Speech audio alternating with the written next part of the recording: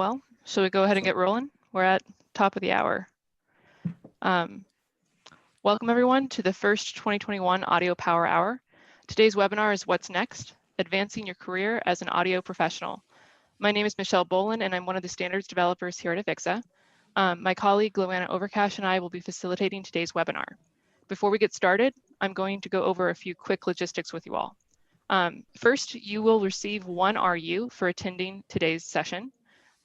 Second, if you want to share this session with someone else, or you want to review the information again later, both the recording and the slides will be made available for you all on avixa.org. Just give us about a week to get the files up there. Lastly, we want to hear from you all today. You all are already doing a wonderful job of this. Please use the chat window to contact one another and to contact Luana and myself. If you have questions for the panelists, please make sure to put those in the Q&A window that you also have, and we'll make sure that we pass those along to Sarah Beth. So I would like to introduce to you all today our moderator, Sarah Beth Mullins. She's a doctoral student at Sorbonne University, and she currently uses virtual reality to reconstruct the acoustic heritage of historic buildings. She has 3 years prior experience in audiovisual and acoustic consulting, and is a 2016 recipient of the AVIXA Foundation's Michael Vergouwen Memorial Scholarship. She's joined today by our 3 panelists, Ben Besans, Senior Consultant at IDBRI, Carlos Cavalcante, Pre-Sales Manager at Seal Telecom, and Holger Wiesenberg, AV Project Manager, System Designer, CTS Trainer, and Lecturer at Yago Media. I'll leave it to them to share a bit more about their experiences during the discussion, but please join me in welcoming them here today, and take it away, Sarah Beth. Yes. So thank you all for coming. We wanted to talk a little bit about the unexpected ways in which you can advance your career as an audio professional. And to that purpose, Holger, Carlos, and Ben have prepared short presentations about particular areas of their interests. Each presentation will be roughly 5 minutes long, followed by an opportunity for you, the audience, to ask questions following up. After each of the presentations, we'll go into a general period of question asking times. So if you want to make sure, like Michelle said, to submit your questions in the Q&A, they will be passed along to me so that I can ask them verbally to our wonderful panelists as we go. So I guess without further ado, Holger, why don't you take it away? Yeah. Hi, I'm Holger. I'm a sound engineer and a project manager for AV projects from Germany or Bavaria, as one of you already said that they love Bavaria. I just want to start with how did I get into this in this kind of business, because this is, I think you're all interested because we're from all over the world here on this panel. And for me, it started 21 years ago that a seasoned sound engineer asked me like, hey, Holger, aren't you also interested in this kind of technical stuff behind sound? And I was like, yeah, sure. And this is the very reason why I'm sitting here today. Like, there are different ways to get into this business. In Germany, you have apprenticeship. You can become like a kind of event technician. You can do communication electronics. You can study media technology. You can study also to become a master of sound engineering. I didn't, not any of those. I went on the road and took the hard way, the dig through the dirt, going on tour with bands and all that. Studied to become a teacher in the meantime for German, English, and history. So you have a lot of ways to get there. The hard way on the road is a very good way, but at some point it was like, okay, there's a level I cannot advance over. So I thought, I want to understand why it is like that, why it sounds like that, why maybe the concert this night was great. I did the same thing, but the next time it was not good. So this was for me the start to, I want to understand what's happening, and became member of the AES and the Association for German Sound Engineer Masters and stuff like that. So this is my way I became an audio pro, and I'm doing this for a long time right now. And I think Carlos also has a story to tell. Do you?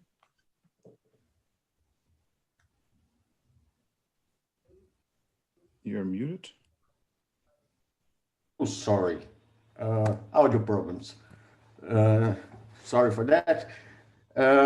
I was bitten by the audio mosquito when I was a teenager in the high school in a music festival. I was just walking around and a friend of mine asked for me, hey, can you do can you help us in this stage? Yes, of course.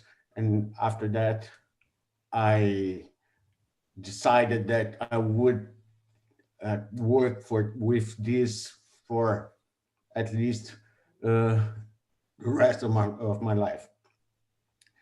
After that, unfortunately, here in Brazil, we don't have formal education for audio, so I took more or less the same way of Holger, the hard way, but at the same time, some formal education is in besides the audio. I mean, electrical, electronics, physics, and things like that.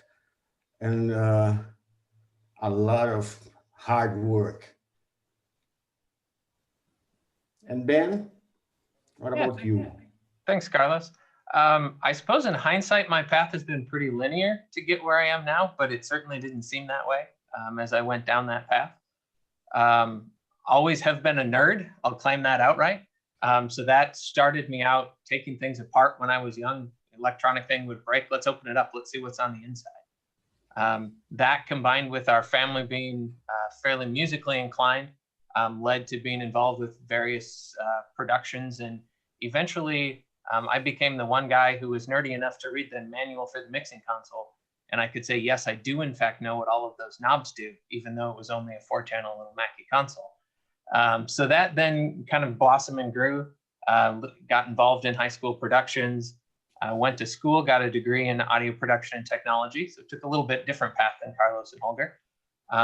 From there, I spent some time in live sound and am now working for iDebris designing audio systems. I think it's really interesting how you all are sort of a case study of how diverse our industry is. I feel like for every person you meet at Infocom or through AVIXA, you come up with a completely new origin story, if you will. I think it would be really interesting to ask our audience, how did you get into audio? Was it through hard work, learning as an A2, working your way up? Was it as a student? Just let us know.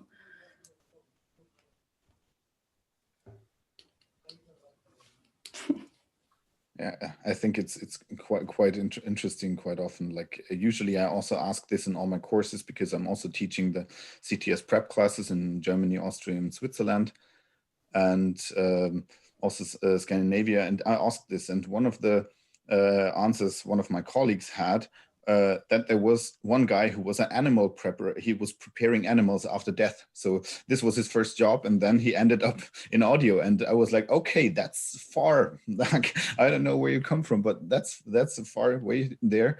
But he was doing a great job. Like you had all kind of people doing that. Did you ever hear the story of how he made that lateral career shift? Yeah, actually, he became a janitor at a high school. And there the janitor had to set up the loudspeakers and stuff and put them mixing desk, but he realized that nobody really knows what this stuff is doing. So he started to teach himself. And after some years, he ran also the school band and all kind of things. And he started a small company for small rentals. Yeah. So in a way, he started like preparing animals. At some point, he wanted to switch careers and ended up as a janitor somewhere and made it up to doing live sound mostly. Yeah. Yeah, Sarah Beth, to your point, I think when we look in the chat box, there's everything from fell into it to went to school for it to just really does show the diverse level of people in our industry. It's great.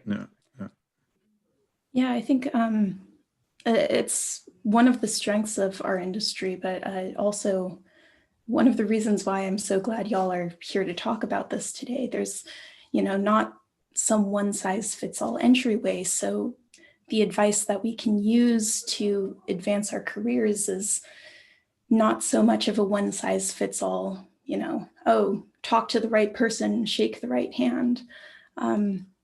So maybe it would be a good time now to segue into the presentations about some of these helpful pieces of information that we can use in our own career paths. Holger, can we start with you? Sure. Let's give it a start.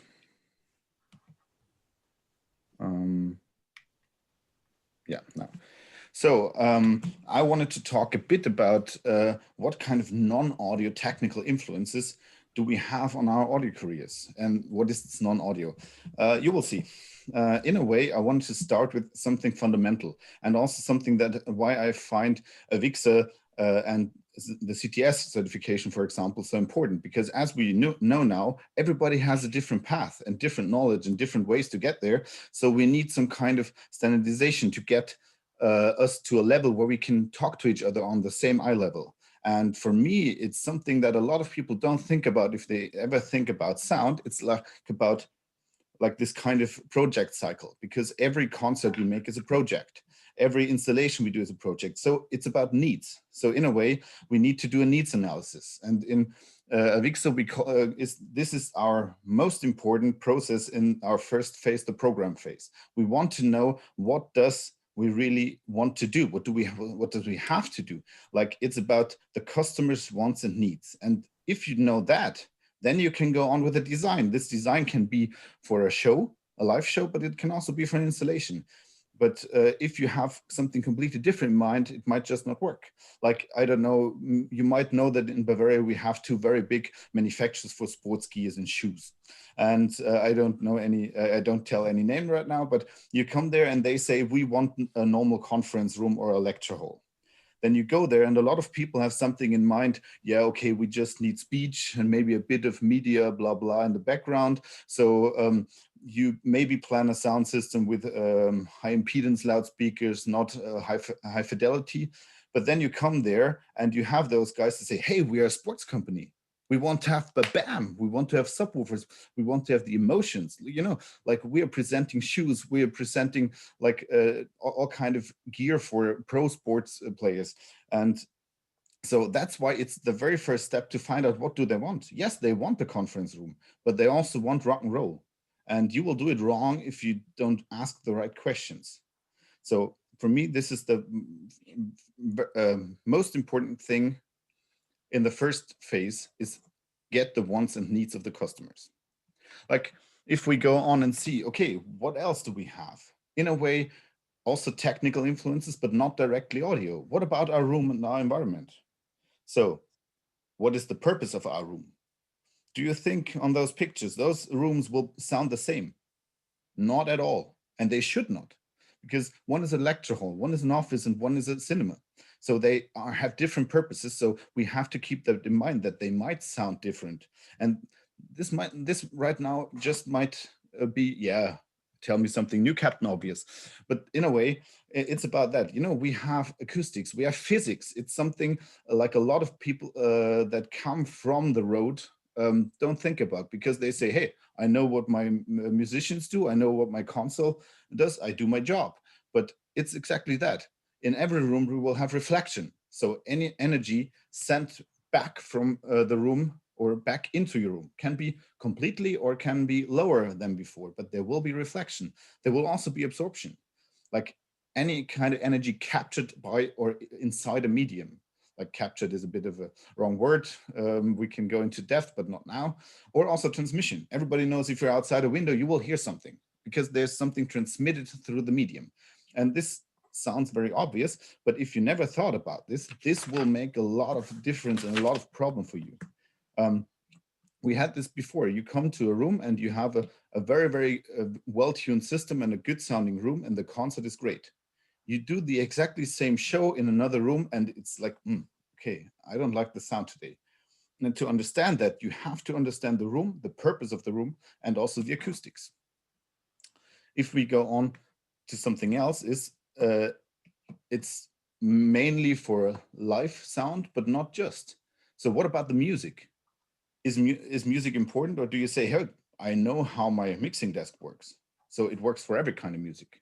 Sure, it does.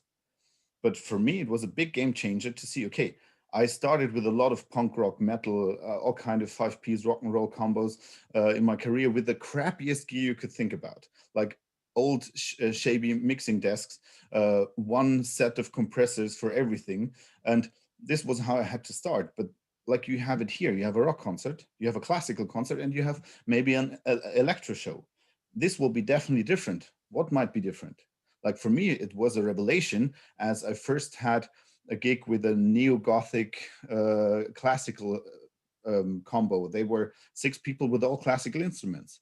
They were all very good players, but I was not very fond of the sound of the cello.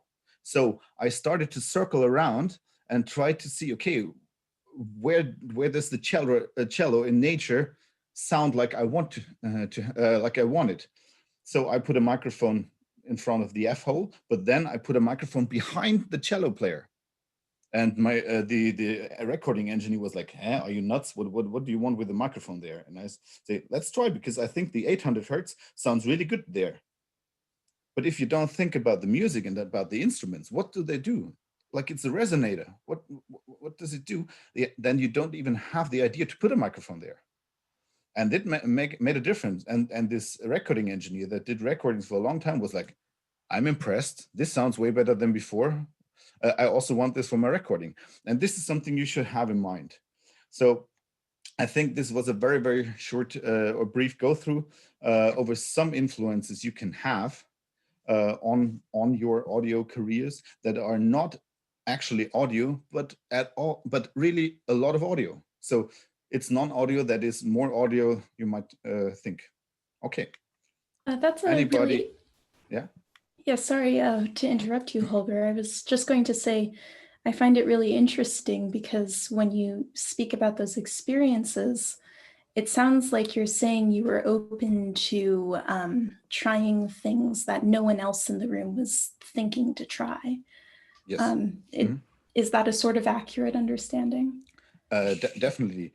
Especially with music, it was also, I could not know every genre, and I don't like every genre, you know, it's like, and I don't have to, but if I don't know what it has to sound like, or what they want by themselves, how they want to sound, I started to listen to the stuff. So I knew, okay, next week there's a gig. I never heard of this band before. Let's try what they want to sound like.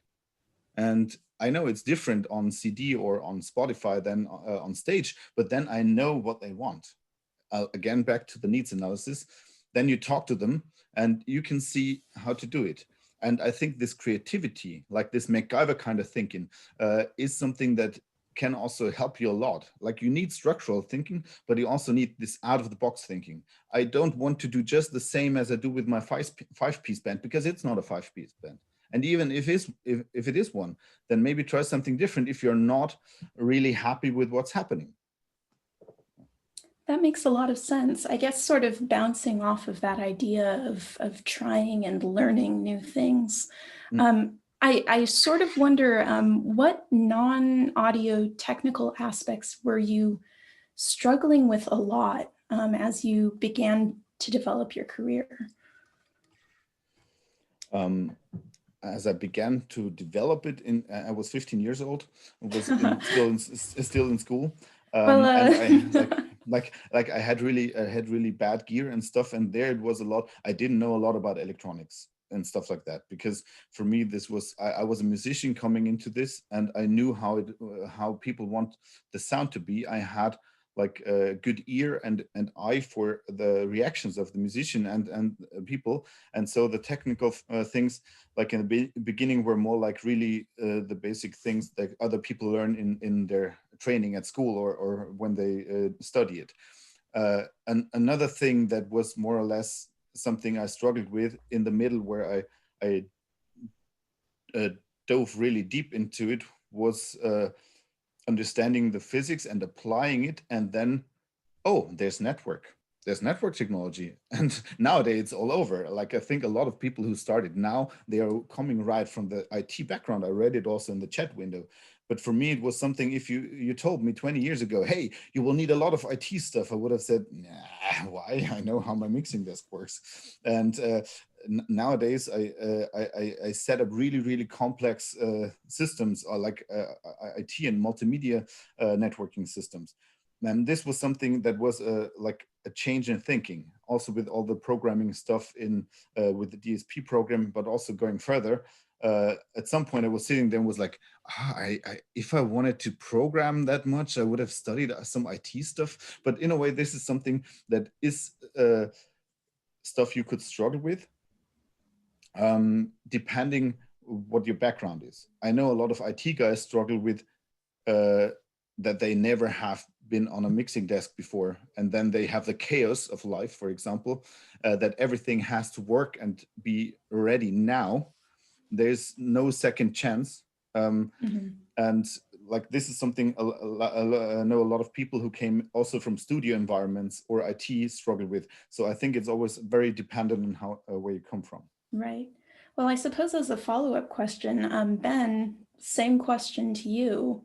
What non-audio technical aspects either helped you or were a struggle when you've been in your career? I would say it was a shift from being framed as I'm an audio person to I'm an audio person who works with video people, who work with lighting people, network people, like Holger said, and really understanding that in order to really succeed and grow in a career, you have to work with the other trades. They can help you, they can make your life easier. At the same time, you can do the same for them. But you need an appreciation of those, some degree of understanding of those other fields and disciplines in order to grow and know, okay, how does this audio element from this video presentation need to reach the audience? Now it's a video piece, but at the same time, it's also a very strong audio component. It's really, acknowledging that I'm not the only discipline out there. We need to work together and grow as a team. That makes a lot of sense. Carlos, why don't we loop you in on this conversation? Were you surprised by a piece of non-audio technical skill that you ended up needing in your career that you didn't expect initially? First, it's funny because except for the age, my history is exactly opposite to the Holger history. I started with electrical background and go into audio. And as I said, we don't have in Brazil formal education in audio field. So my formal education was electrical and electronics, and my self-education was in audio.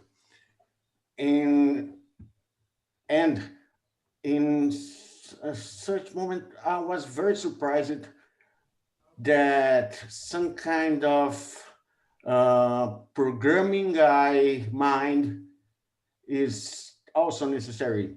You must know in a logical way, know a little bit of logic help us to set up systems, to troubleshooting, and even design. Of course, network, as Holger said,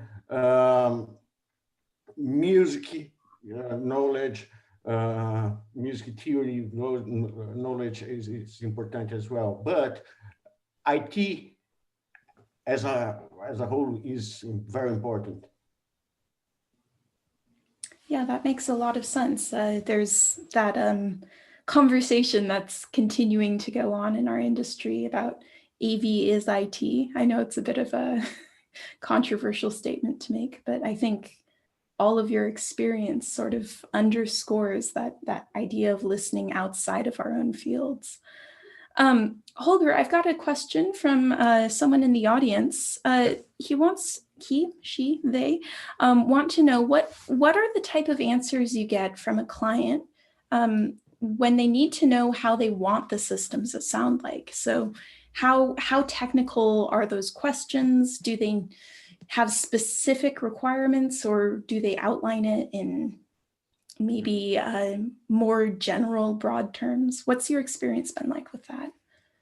it's very, very different because like you can see this from one side, like the side of, okay, we are doing live sound, then it's usually something, okay, they do a different, like a kind of style, how they want to sound and how they want to look. Then it's usually easier. But if you go into installations, it really depends on the customer, and a lot of people don't really know what they want.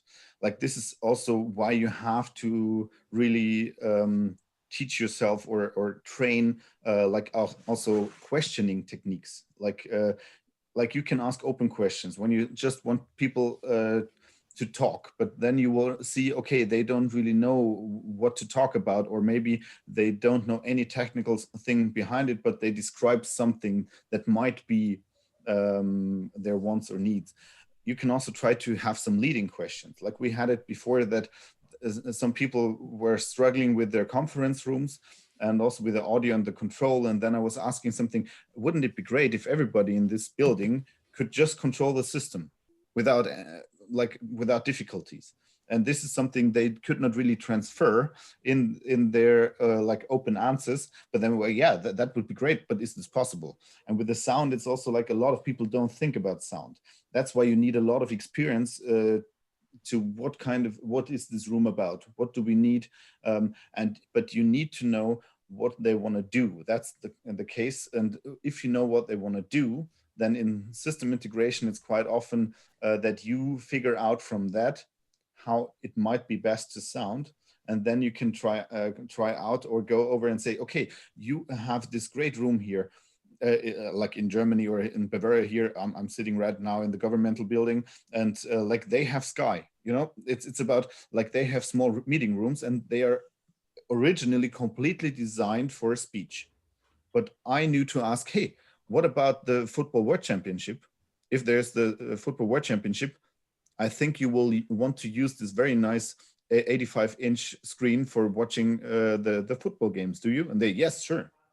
So then you need the emotion again, because then you want the sound from the stadium. So then it's not just like a very, very low fidelity system for speech. This is something where you have to think about outside the box again. But some people really try to tell you, okay, I want this kind of warm tone and I want a lot of low end. And sometimes it doesn't make any sense. For a video conference, you don't want it. You don't want boom, boom, boom, some boomy sound all the time. So you will have to adjust and try to give them also options. Say, okay, hey, what do you think? How does it sound now for you? And they say, oh yeah, I can understand it properly. So it's a really hard question to answer because there's so many factors. But I hope this made sense to you in a way. Great. Well, shall we continue on to the next portion? Thank you, Holger, for this presentation. But let's move on to Carlos.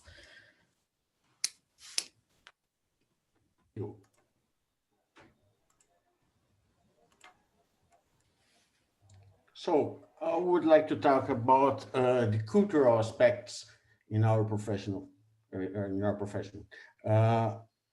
We are inside inside human relationships always, and there is no way to do that in a professional way without a cultural background. So, saying that, not working. What cultural skills are? We can talk about, in normal sense, in terms of literature, arts, music, but we have another things that are not artistic matters. For example, geopolitics. And why all the professional must to know about geopolitics? We must to be aware about how people in different places of the world do things related to sound, for example, music or speech or even religious matters.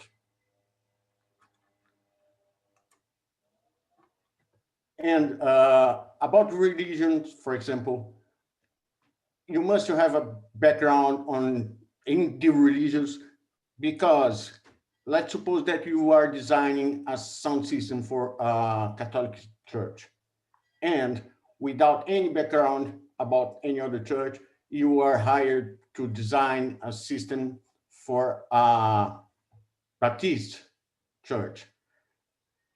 If you don't know how that people do things in that church, you have no success. Talking about technical versus cultural skills, what is more important? The answer is both of them, because except for the guys who work in safety systems, we are, let's say, a kind of transducer.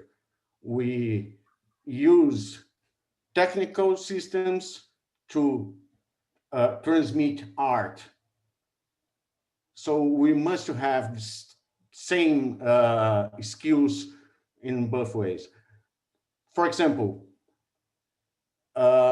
using what Holger said about music, we have more than 40 different samba styles.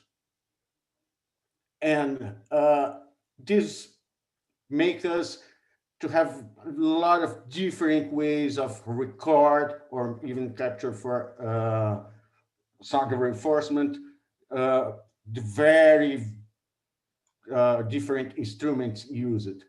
You have, for example, for acoustic guitar in samba, you have bossa nova with very light sounds, and you have samba enredo that uses strong punch in the guitar. And how can I get them? How can I get cultural skills?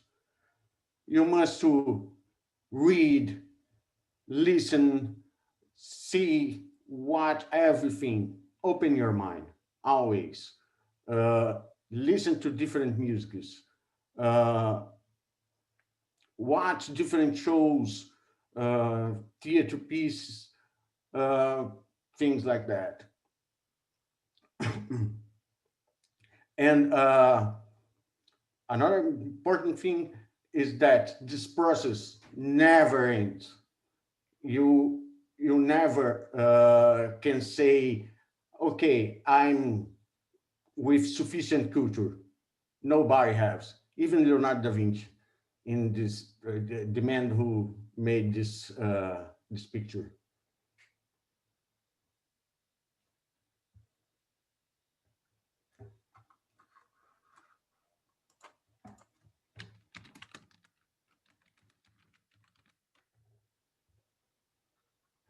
Well, that's really interesting to me.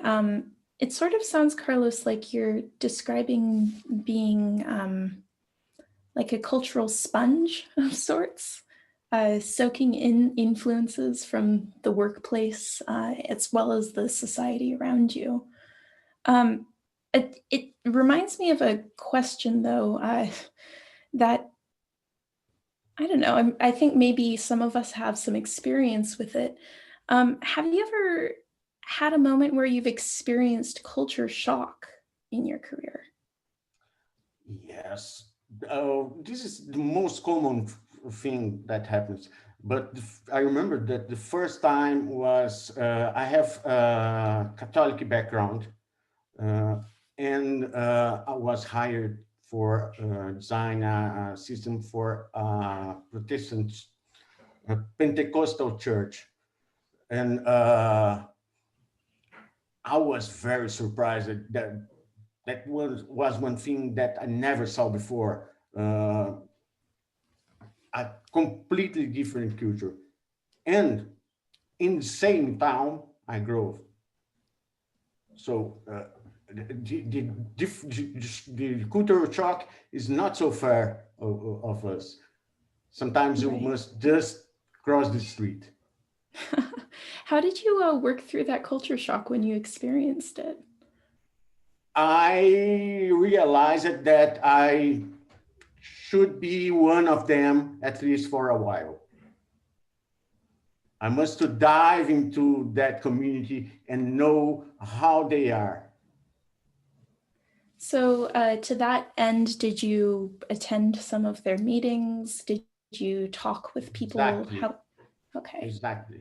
After that, I never designed a church before be one of them for at least a while, let's say 2 months, for example. Enough for learn and feel like one of them.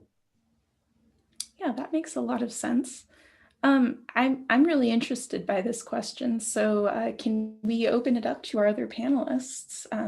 Ben, Holger, culture shock. Have you ever experienced it at work? Yeah, I would say certainly. For me, having done a lot in the live environment, just like the other guys on the panel, shifting over into the architectural design and construction industry was very different. On the live side, you put sound where you need to put sound, and you might not care how it looks. When you get into the architecture side, now aesthetics all of a sudden play a much bigger role in what it means to be successful in your project. That was perhaps one of the bigger shocks that I have. I echo Carlos's shock. Working across various denominations too is a very big thing to get a handle on. You know, what's the difference between a pulpit and a lectern? To some people, it might be two synonyms. To some denominations, they're two very different things. And knowing those bits really helps set a person up for success and growth. Did you take a similar approach with Carlos and end up attending meetings for user groups that you maybe had less experience designing for? Oh, certainly. Spending time with a client is always invaluable. As much time as one can practically spend with a client, by all means, go for it. Yeah, that makes sense. Holger, same question to you. Yeah, cultural shock is, I think, something we will have in our careers, and what we need, because I think this culture shock helps you to stay open-minded. Because I always tell my students, go through life with open ears, open eyes, open mind, and an open heart, because this will bring you far. Because this is something I really value. Because then you can also go in. For me, it doesn't matter what people believe or not. Like, it's not me. Like, it's not my job to judge anything. And it can be quite different. For me, it was difficult because I didn't think about, as I made the first like synagogue sound system, I didn't really have in mind, I'm not allowed to work on Saturdays there. And the problem was, it was a very, very tight time span. And they also didn't tell in the meetings, because for them, it was totally clear that you don't work on a Saturday. But for me, it meant I had to plan at least 2 people more per day on the job for Monday to Friday, because we couldn't work on the weekends at all. So those were things that was really a shock, because this like really, really mashed up my whole planning. So you're standing there and like, oh shit. So that's not good. I need more people now. Those are the things. Or we also had a sound system, like usually in Germany, it's very easy, especially in Bavaria. You have Catholics and you have Protestants. Fine, you know, it works in a way similar, but then you also have free churches, not as many as in the United States, but then you make a perfect system for any kind of, let's say, standard church, and you come there and then the priest asks you, and where do we put our Yamaha QL something mixer, and where are the subwoofers? And you just start ripping your plan and say, okay, let's start over, where we come back to needs analysis. No? Like, this is the thing. And I think the most important thing is be open for this culture shock. Be not judging, but be open, because this will give you insights. I'm also doing a lot with hearing loop systems, like for hearing impaired people. And if you have to do this in a mosque, you have to plan completely different than in any other building, because you have to plan with the carpets, because the cables have to run with the lines and the ornaments of the carpets. If not, it will not work, and stuff like that. But this is something you will never know if you don't try to understand it and try to have an open mind for that. Great. Well, I mindful of the time, so I think we need to move on to Ben's presentation. Ben, what do you want to talk about today? I'm going to talk for a little while about communication. I would say that one of the biggest things a person who's trying to get into this industry and grow can focus on is improving their communication skills. And I would say that the first thing that anyone has to do is take a shift in their thinking. If I want to grow in this industry, it's not about what I want and what I need, but it's about what those I'm working with need and what their wants are. If I'm going to grow and advance at all, I need to figure out, what does my client care about and how can I help them achieve what they care about? And it's building a rapport and a communication process where you can get to the root of that answer and really figure out what is their real problem. And that's going to apply to a whole gamut of people across the industry. That's an artist on stage. What do they need in their monitor mix? That could be, like Holger was saying, a priest at a church. They have very different needs, right? But ultimately, if you can get to the heart and the root of the problem, we can communicate that, and now you're the go-to person. You've advanced simply because you knew what your communication style was, and you could prove that you have a commitment to solving that person's issues. So where that really goes then is to look introspectively and know yourself and your communication style and ask, how can I use my knowledge to get to the root of the problem with the clients? It's really taking a me-centric approach and flipping that on its end and making it a client-centric approach. If you feel like, if a client feels like you are the person who's going to solve their problem, after you solve it, you're going to get the phone call the next time. And that's going to continue to grow. That also is that same snowball would happen within an organization. If you're, busting your chops, pushing road cases around, or like Holger said, you have an idea for a new mic technique, and you're that person who comes up with that idea, can communicate that idea because it solves someone's problem, you're going to be the go-to person as we go through the next time. So it's really all about refining the way that you think about things and how you frame things. But the other really important thing to keep in mind is, at the end of the day, if a client asks you a question and you don't know the answer, it's okay to say that you don't know the answer and to communicate to them, you know what, I don't know, but I know the person who can help us with this. Once again, you've maintained through your communication style that you're the person for the client to go to. You're the person who can solve and understand and appreciate their problem, and you can make a difference. And now your career is going to open up and blossom with different opportunities as a result. Sometimes, if you don't know an answer, that means you need to collaborate. Collaboration can be great. It can be a whole dumping of ideas into a melting pot and see what boils to the top, see what surfaces, and see how you can solve those problems.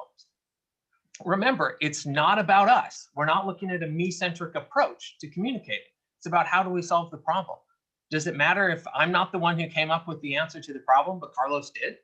No, I solved the problem. That's really the most important part here. It doesn't matter how much knowledge we have.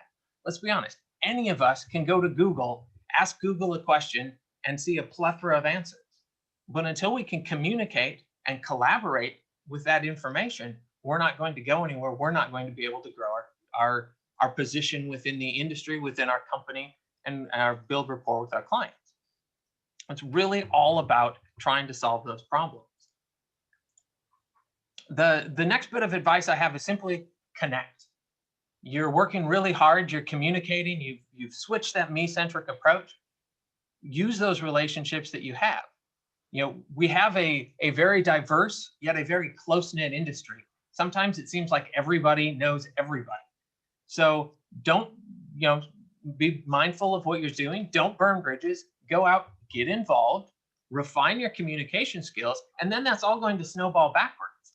The more people you know, the more cultures you're going to be exposed to, the more ideas you can bring to a needs analysis, like Holger talked about. It all works and interconnects with one another in order to help us as individuals grow, while not focusing on that, but focusing on helping our clients. Again, it doesn't matter really who that client is, if it's internal, external, or even in very non-audio things. If we refine our communication skills, we are going to be able to advance in our careers because we become the person who has the solution, because we were able to understand and appreciate our clients' problems.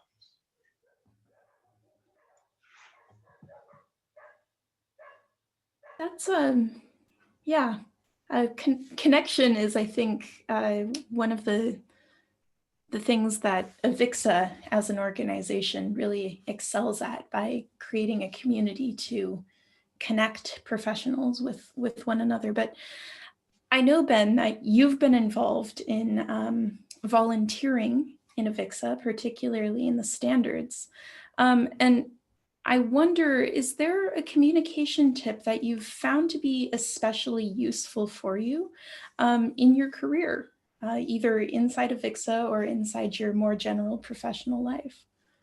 Sure, and it's a tip I found very useful, and also one I have a very hard time following myself. And that's that not everything needs to be debated. Sometimes a client can be wrong, and it's okay that we think that they're wrong, as long as we have gone through and sussed out the various parts of the solution. And maybe that's not how I want to do it, but that's how the client wants to do it. My goal is to solve their problem. I don't have to debate and discuss everything. And it's something I struggle with all the time, but certainly a good tip I'd like to pass along. Makes sense. Carlos, same question to you. Is there a communication tip that's been really useful for you? In a single phrase: listen, listen, listen, reflect, and talk. You must listen much more than talk. Wow. This is something that you might not believe with me, as I'm talking a lot, but but I have to admit that's definitely something similar. And what I would add in this case is empathy, trying to understand the customer. I worked a lot with bands on tour, and I had one of the best female singers ever on stage, but she was like falling apart before the show, because she was totally nervous out of it. And I really quite often it was more psychological work than anything else, because I had to reassure her, hey, listen to your monitors. Do you feel good on stage? This was, as I was monitor engineer, my purpose was I want to make them feel good on stage, because if they feel good, they will do a good show. And this was also trying to show them, hey, I'm here, everything's calm. Like, also this nonverbal communication is very important for me in this case. Like, even if it's stressy, you don't run.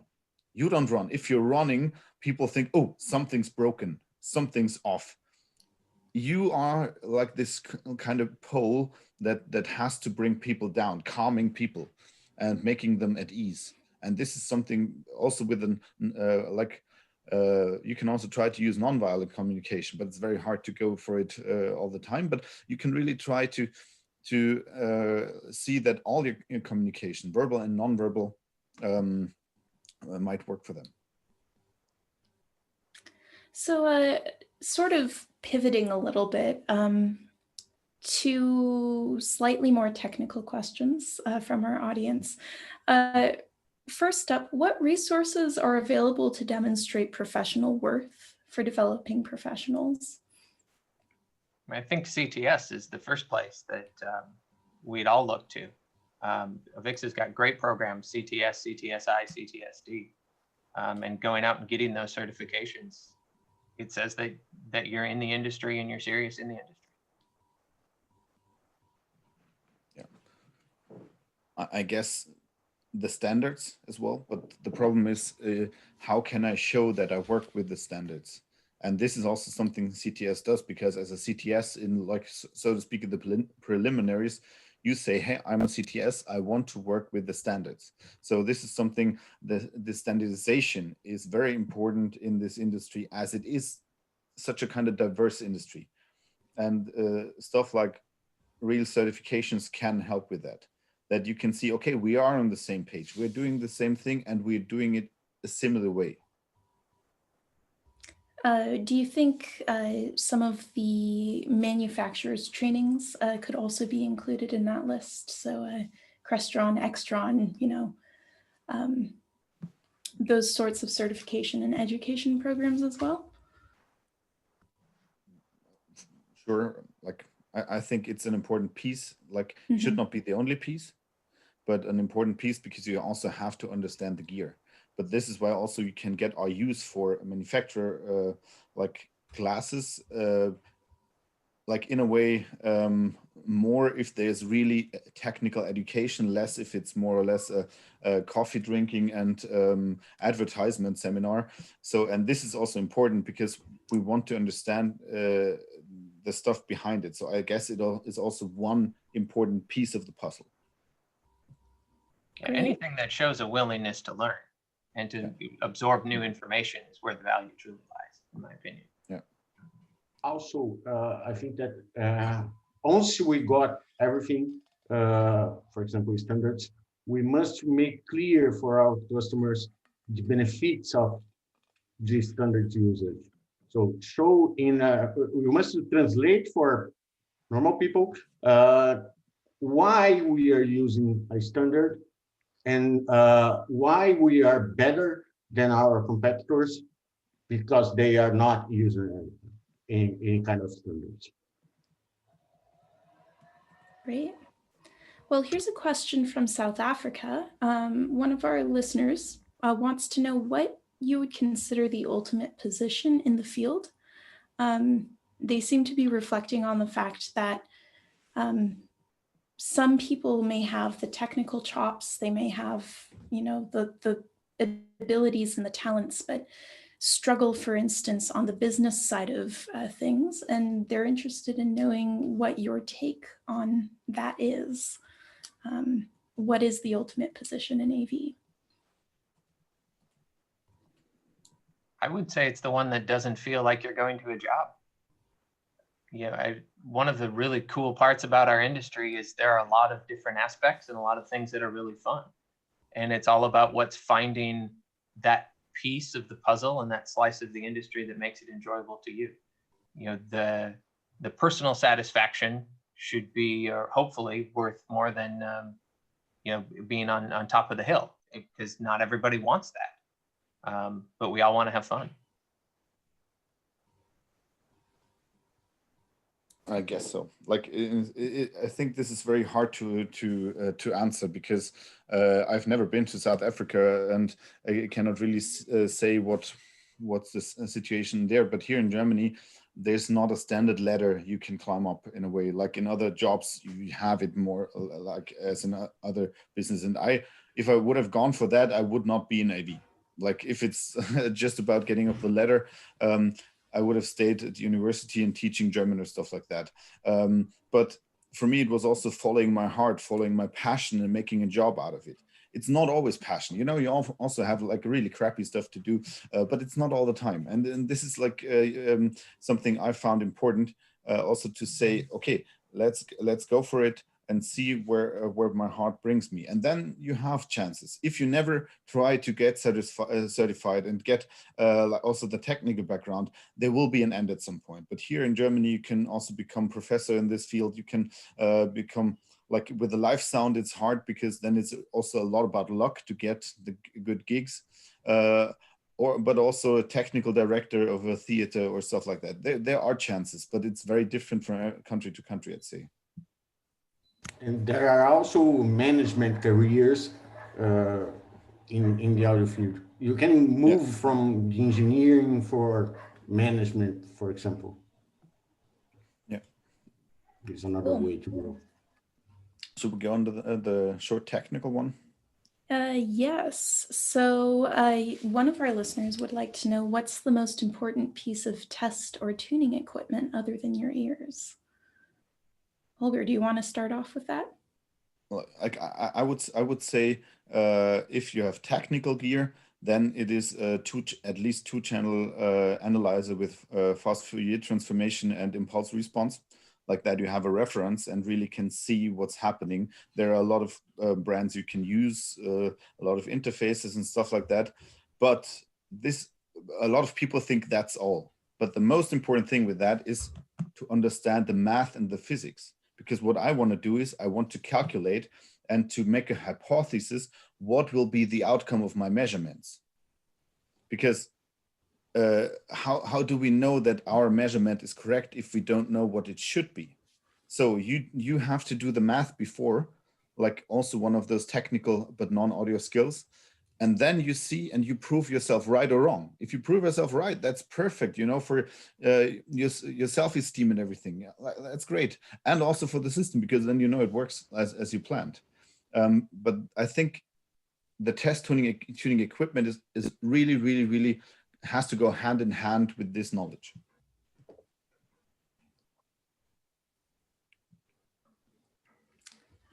Here's another question we just got in the chat.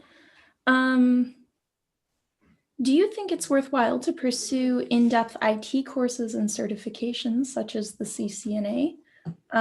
Or do you envision that we could still have clear boundaries of responsibility between AV and IT realms?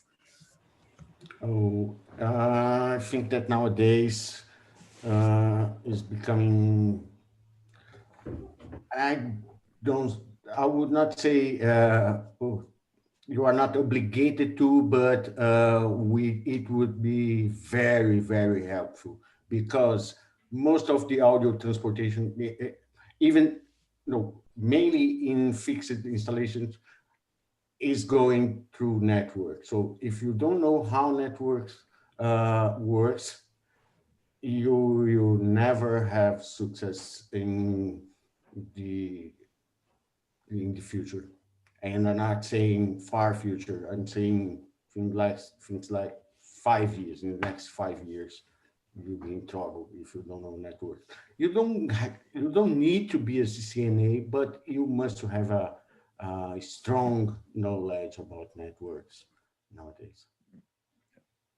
Yeah, I would piggyback on Carlos's last thought that you don't have to be a network expert, but you need to have a basic understanding of some of the network parts as a result of having a base in audio.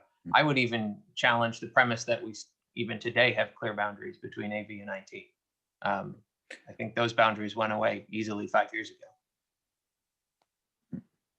It definitely merged more together. And I'd say we also don't need it, but like if you use Dante, for example, you can use it without any kind of networking knowledge in a way. You have a dump unmanaged switch and you plug stuff together and it will work. But if it starts to get more complex, if you want to have control or something else, then this changes drastically. And that's why I say CCNA is quite complex. You can do it if you know about that. That's great. I took the CompTIA network classes and stuff like that. So I guess it makes sense to do it, but it's not obligatory. Yes, and in the corporate, we have more and more everything in the company network. So you must know how networks are working in order to ask things for the IT guy, for the corporate IT guys.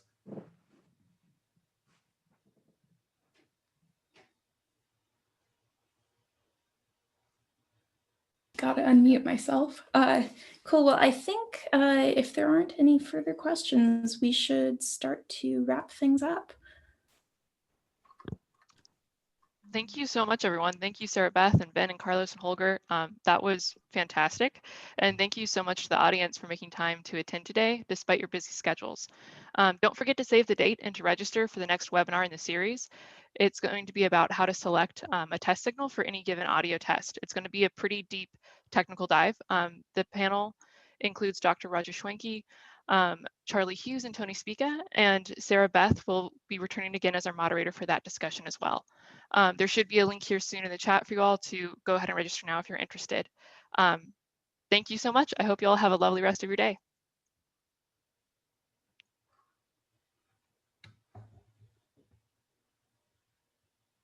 See ya. Bye-bye. Thank you. Thank you. Bye-bye. Thank you.